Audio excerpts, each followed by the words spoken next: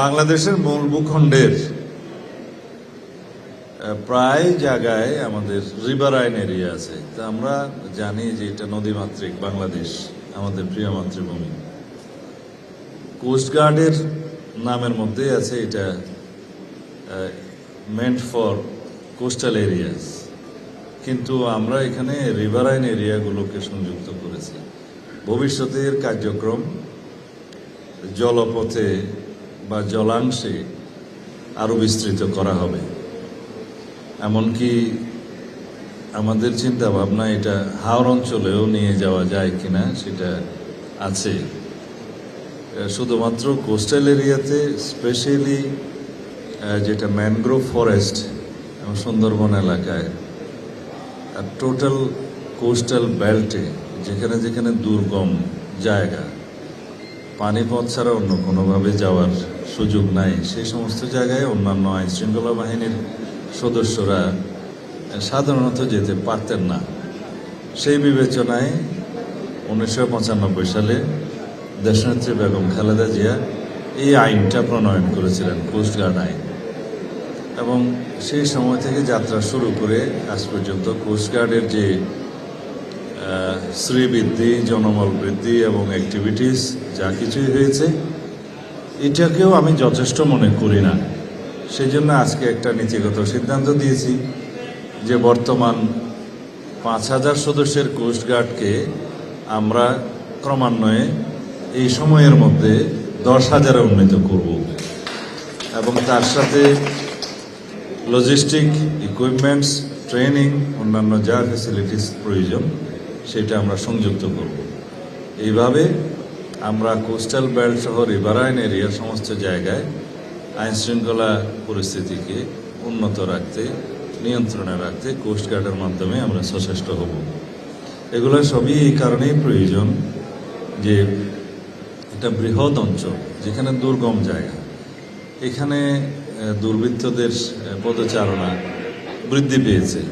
তাদের বিভিন্ন রকমের, যেহেতু আজকাল প্রযুক্তির সহযোগিতায় অনেক কিছুই সম্ভব, তাদের যোগাযোগ সমস্ত কিছু আগের ম্যানুয়াল থেকে এখন ডিজিটাল স্টাইলে চলে এসছে, কিন্তু আমাদেরকেও সেই হিসাবে ইকুইপড হতে হবে, প্রস্তুতি নিতে হবে। সেই জন্য কোস্টগার্ডের মতো একটা বাহিনীকে আরও বেশি উন্নত, সমৃদ্ধ এবং লজিস্টিক সহ অন্যান্য সাপোর্ট আমরা দেওয়ার জন্য আমাদের বাজেট সহায়তা সহ সব কিছুতে আমরা পরিবর্তন আনব। তা আপনাদের সবারই সহযোগিতা প্রয়োজন। আপনাদের বিভিন্ন নিউজ, বিভিন্ন ইনফরমেশনের মধ্য দিয়ে আমরা আমাদের উপকূলবর্তী সহ দুর্গম পানিপথের যে সমস্ত অঞ্চল আছে সে সমস্ত জায়গায় আমরা জনগণের জন্য আমাদের সেবা উন্মুক্ত করতে পারবো বা সেবা দিতে পারবো। সেই জন্য সবারই সহযোগিতা প্রয়োজন। ধন্যবাদ আপনাদের। চেষ্টা করছেন, কিন্তু এর মাঝে এই বাহিনীরই কিছু সদস্যের বিরুদ্ধে অভিযোগগুলো এসে যাচ্ছে বা গণমাধ্যমগুলোতে আসছে যে জঙ্গিবাদ সংক্রান্ত, পিটিপি সংক্রান্ত, এই বিষয়গুলো নিয়ে আপনারা আসলে কি ব্যবস্থা নিচ্ছেন বা কি করছেন? এই বাহিনীগুলো না, আমি আপনার প্রশ্নটা বুঝতে পেরেছি। এটা শুধু বাংলাদেশ নয়, পৃথিবীর সব দেশেই ডিসিপ্লিনারি ফোর্সের মধ্যে, ডিফেন্স ফোর্সগুলোর মধ্যে একটা ইন্টেলিজেন্স উইং থাকে। নিজস্ব বাহিনীর কোনো সদস্য কোনোভাবে দেশবিরোধী বা অন্য কোনো কর্মকাণ্ডে জড়িত কিনা সেটা ইন্টারনাল ইন্টেলিজেন্সের জন্য মিলিটারি ইন্টেলিজেন্স কাজ করে, সেটা সব বাহিনীতে থাকে এবং সমন্বিত একটা ফোর্সও থাকে এবং সেন্ট্রাল ভিজিলেন্স থাকে। তো এগুলোর মধ্য দিয়ে কেউ যদি এরকম কোনো কর্মকাণ্ডে জড়িত থাকে তাদেরকে ফাইন্ড আউট করা হয় এবং তাদের জন্য যে মিলিটারি আইনে যে সমস্ত প্রসিডিওর আছে, প্রসিডিং আছে, সেগুলো ফলো করা হয়। It is nothing new. দেশে দেখা যাচ্ছে যে জঙ্গি উত্থানের বিষয় এবং বিমানবন্দরের নিরাপত্তা বাড়ানো, এই বিষয়টি আমি আপনাদের প্রশ্নগুলো বুঝতে পেরেছি, কিন্তু আমি ওই শব্দকে রিকগনাইজ করি না। আমাদের দেশে এরকম কোনো তৎপরতা নেই। কিছু এক্সট্রিমিস্ট গ্রুপ থাকে, পৃথিবীর সব দেশেই এরকম অ্যাক্টিভ থাকে। রেডিক্যাল কিছু ফোর্স থাকে, ফান্ডামেন্টাল কিছু পলিটিক্যাল পার্টি থাকে। এগুলো আমরা ইউজ টু। এগুলো থাকে, কিন্তু সেই বিষয়ে আপনি যে শব্দ উচ্চারণ করলেন আমাদের দেশের বর্তমান কালচারে সেটা এখন আর নাই। আগে সেই শব্দটা উচ্চারিত হতো ফেসিবাদী আমলের সময়। তারা নিজস্ব রাজনৈতিক ফায়দা হাসিলের জন্য এগুলোকে হাতিয়ার হিসাবে তারা ব্যবহার করত। বর্তমানে বাংলাদেশে সেগুলোর এক্সিস্টেন্স নেই।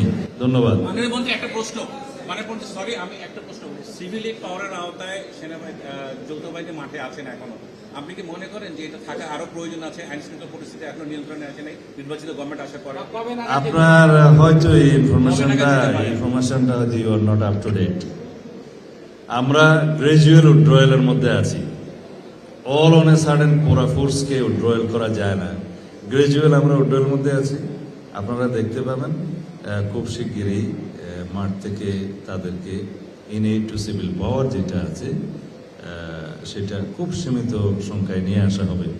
তবে সবসময় দেশে বিদ্যমান আইন অনুসারে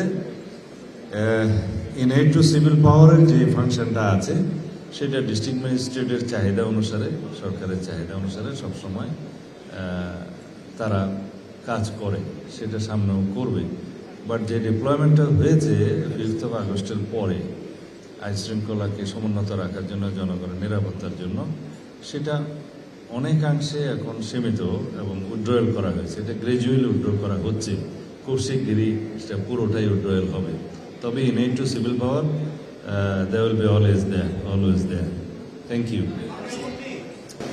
পুলিশ সদর দপ্তরে যে চিঠি একটি দেওয়া হয়েছে অতি গোপনীয়, সেখানে গুরুত্বপূর্ণ স্থাপনায় আমার একটা সংখ্যা রয়েছে, সেই বিষয়ে আপনাদের পদক্ষেপগুলো কি কি বা কি তথ্য আছে? কে দিয়েছে চিঠি?